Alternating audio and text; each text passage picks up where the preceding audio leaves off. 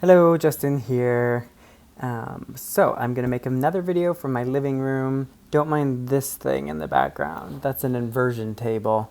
Some people might have questions of what that is. It looks a little bit strange, but I can say that it works really well. So my thinking is that I'd like to share a few additional videos for those who are in the Teachers College specifically, because that's the college that I was part of. So I'm going to just talk a little bit about why you shouldn't do the program if you don't like writing, and then just show a screen capture of my foldering system with all my different assignments from WGU. Now, I'm not going to show you the assignments specifically like all my papers, but I just want to give you an indicator of how much work was involved in this degree program, because it wasn't necessarily an easy program in the amount of work that was required. So I was in the Masters of Curriculum and Instruction, and that's a graduate level degree, which means that the majority of what I was doing was kind of high-level writing, academic writing, and writing that really was well crafted alongside having intelligent, thoughtful responses. So it wasn't just,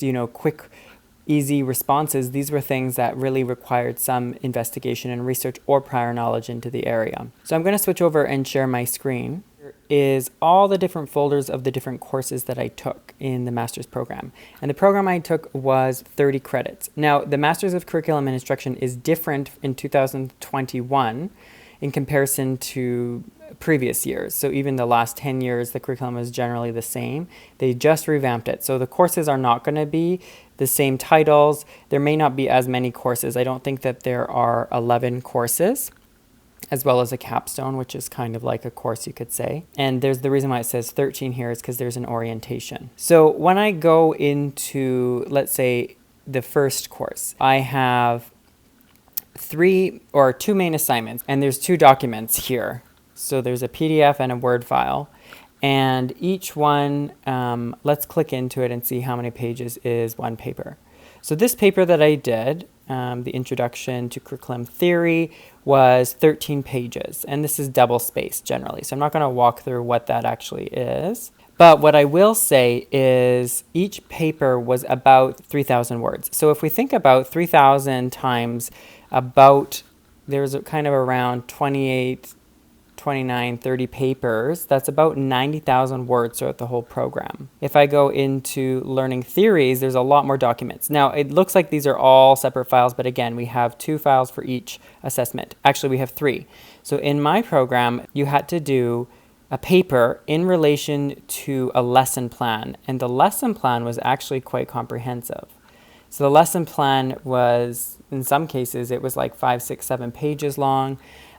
They gave you a template, and then I wrote a paper in relation to the lesson plan. You can see that there is 3 different assessments, and each one was about 10 to 15 pages. So when we look at the whole program, all of these courses that I had taken were performance assessment based, except for Research Foundations, which was an objective assessment, this one here. And then the last project, the capstone, was made up of 5 main assignments, and those assignments were very comprehensive. So my actual capstone was a 75-page report, and then you had to do an actual presentation alongside that. So the reason why I'm sharing this with you is if you don't like writing, this may not be the program or type of programs that you are, well suited for. All of the Masters of Education or Masters in the Teacher College are going to have a lot of performance assessments.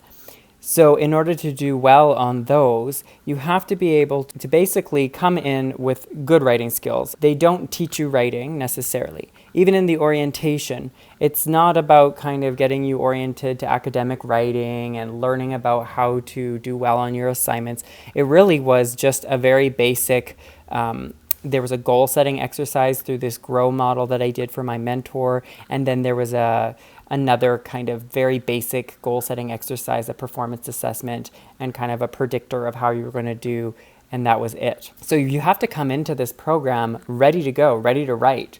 And if you are not sure how to write academically because you didn't do a lot of that in your undergrad, or you just want to get better, I would recommend going and looking at even a Coursera.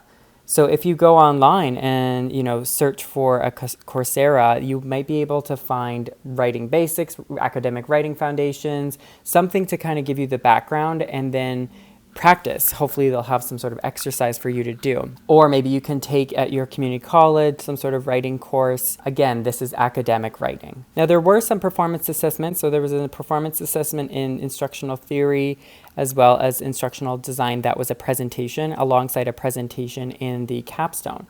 And the presentations seemed like they would be easier, but they were a lot harder because you had to be much more concise. And I would show you those presentations, but I've heard that I don't have permission to share presentations for some reason. WGU doesn't want me to share them. I asked my mentor from the past and she said no. So I'm not sure what the issue is there. And just to kind of give you an indicator from my memory, so this assignment had, or this course had, 2 performance assessments, 3, I think one of these had 2 in here.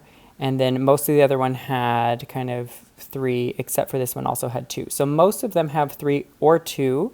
And then this had 2 assignments.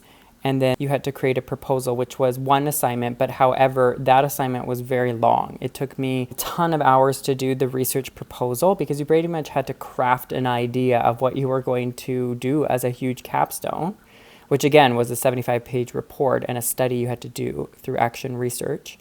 Again, that's for the older curriculum and instruction masters. The new one requires applied research, which is a little bit different. But this research proposal, it was probably at least 30 pages. So some of these papers are very comprehensive, so please keep that in mind. So hopefully that gives you an idea of how many performance assessments are included into the master's I did. And from what I know, the instructional design one is similar. However, one of their courses is an objective assessment besides the Research Foundations course. So there's slightly less writing.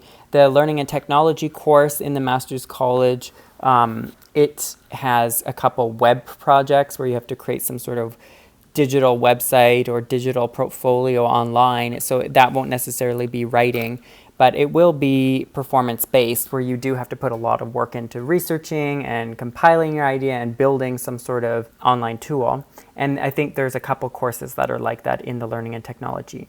Now, as for the teacher training masters, there will also be a lot of writing in them. And my experience is that the writing has to do with the readings and then relating those to your actual teaching experience. So having some sort of teaching practice is pretty vital for most of the programs. If you're not a teacher, then even having a context that you do some sort of informal teaching. So even, a customer service job where you are training somebody at your job, or it could be, a coaching job that you have, or an academic advisor, whatever you deem as education. But I would say that a lot of the curriculum focuses on classroom education in the sense that you're teaching more than 1 or 2 people. You're teaching a group of students in a formal classroom setting. So hopefully that helps, and I will see you in the next video.